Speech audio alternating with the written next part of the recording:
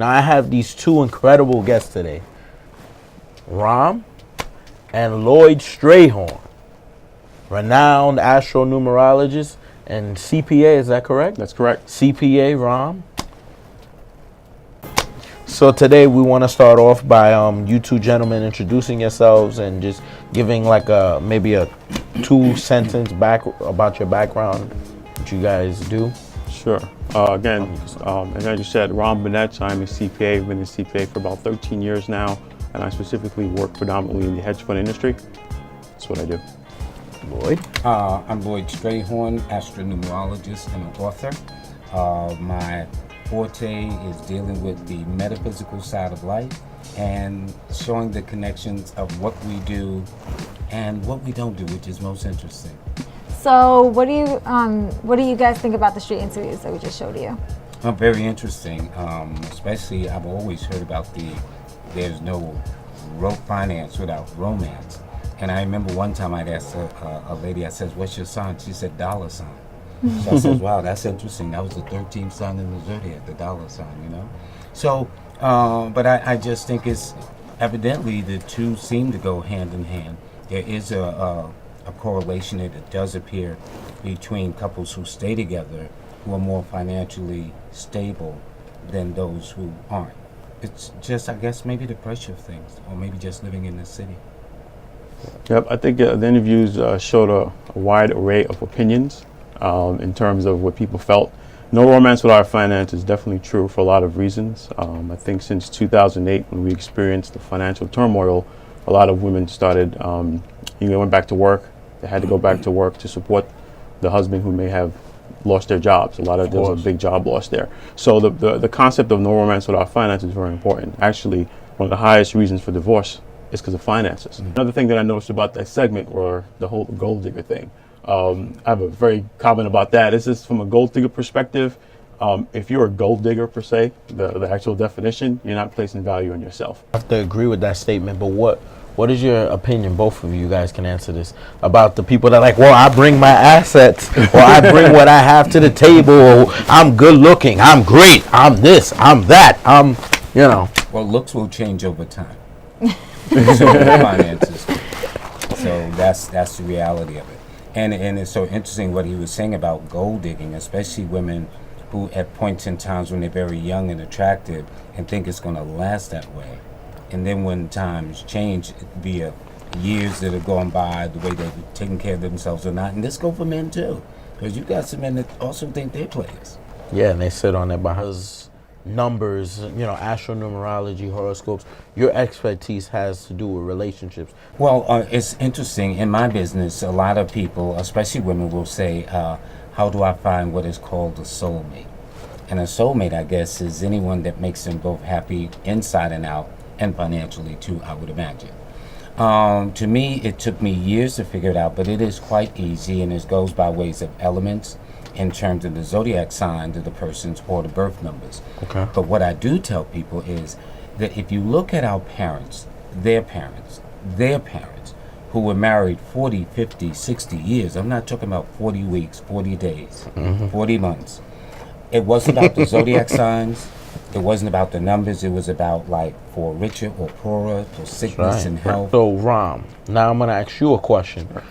Based in your industry, what have you, not talking about specific situations and clients and stuff like that, obviously in general terms, what are some of the things you've seen that happen in relationships in terms of money? In the hedge fund industry, there's a lot of high net worth individuals. And when we had the financial crises, a lot of high net worth individuals had to adjust their lifestyle downwards because of the fact that, they lost their jobs or people were cutting their salaries. So in situations where maybe the wife wasn't working, and they were used to a certain type of lifestyle, what happened was they had to adjust it downwards. Kids had to go to probably a school that was less than they wanted to go to. Vacations had to be cut. The car you drive had to be minimized. Right. So, Des, did you want to ask any of these gentlemen a question? Yeah, so why do you think that it's important to be financially set before you get into a relationship? I think that's a great question, by the way. I think it's very important because it's going to give you a sense of worth. It's going to give you a sense of, as I mentioned before, that you're bringing something to a relationship, that you're showing the individual that you're with or that you're about to engage with that, listen, hey, I'm a serious person. I'm not lazy. As you mentioned, I'm someone that has a job or being an entrepreneur. I'm somebody that has a value, and I'm bringing it to this relationship. Not that relationship should be totally about money, but the fact that you're coming to a relationship with something. A lot of people want to see. It doesn't really equate to how much you make, to be honest. It's Yeah. more so that I'm someone that's established. I went to school or whatever I did to generate my income, and I'm bringing that to the relationship. So I'm bringing value to it. And it sets goals. Right. It definitely sets goals. When you have two people that are working in a spirit of cooperation and especially objective of whether buying a home or a car or raising a family and stuff like that, you've got to have some teamwork effort. Right. So, guys, we're going to go on a quick promo break, and we'll be right back. What would be one word to describe former President Bill Clinton? Bill Clinton. I was born, I think, when Bill Clinton came into the president, or when he became the president. So I don't know anything. All I can think of is sex scandal with him. When I think of him, I automatically think of sex and cum stains on someone's dress.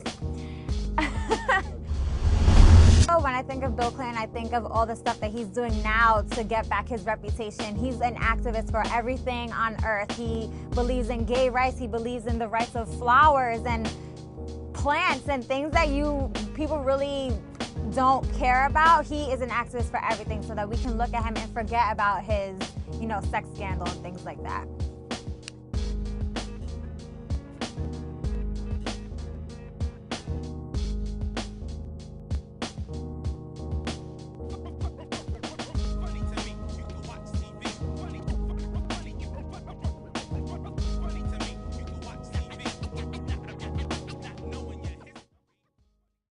Today is time for the vocabulary of the day. Alrighty, and today's vocab of the day is the word asset. Basically, is anything that has value in exchange for, any possession that has a value exchanged. Let me elaborate that and take it a step further. An asset is something that puts money in your pocket. There's liabilities that takes money out of your pocket. A lot of you out there probably have the assumption that your house is an asset. Maybe it is, but it might not be an asset to you. It might be an asset to the bank or to your private lender or whoever you owe that loan to. Because look at it like this. It's an expense. You pay your mortgage every month, and the bank receives loan payments, or your private lender receives loan payments. So that's an asset to them. Do you have any? Yeah. If you had a question, we can. Okay. I want to hear your question. Okay. I want to know what you guys think about joint bank accounts. Oh, wow. I think they're good. Should you do it, when you're dating, or should you wait until marriage? What do you guys think? Well, my opinion is I would say when you're married. When you're dating, I don't think because I've been dating you a year that entitles us to get a joint. That's me.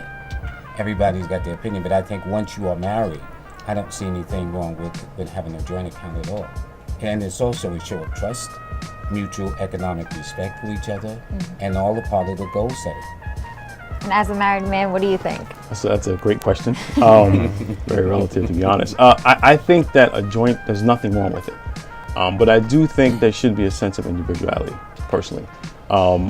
If you want to have a joint account where you pay bills or you consolidate, things of that nature, nothing wrong with that. I think that should be done. I agree with Lloyd in terms of having goals. But if you want to have a separate account where you have your own money and you have your own expenses and you kind of do your own thing with it, that's fine also. Because I think a lot of the things that happen in conflicts, and I have married friends and we sit down and talk about this, is certain expenses are happening and maybe your wife or your husband may not agree with it. That may cause some conflict. So it's good to have an individual account if you want. But having a joint account is fine. I think it should happen. I think there should be a joint account where collective bills and expenses are paid for. But there should be a sense of individuality. That's my opinion, personally. What do you But I think? also agree with that too. Yeah. Oh, what do I think? No, I don't agree with the joint account thing. I think you should have your own money. You come in what you had, just like AJ, the individual we did the street interview with. I do agree that at a certain point, of course, you're going to have trust in your partner, because if they're going to be your life partner or that person that you want to spend the rest of your life with, of course, you have to have some type of trust.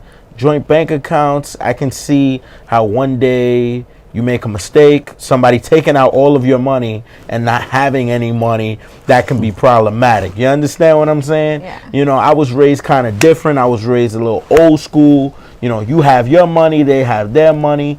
You just make sure the house is taken care of, everything is good, and that's it. Agreed. So basically, I want to thank Lloyd Thank you. and Ram for Thanks for being having me. here. They were, they were great guests to have. And next time we're on the show, we're going to talk about a lot of outlandish stuff you guys may not be comfortable with, maybe we'll talk about Roe versus Wade. Do women have the right to choose? Should they have the right to choose? Want to hear my opinion about it? Maybe not. But we'll talk about that next time, and we'll talk about different things that relate to finance, eugenics, things going on in the world. You guys got to pay attention, use your thinking cap. And this is stop being ignorant with your money.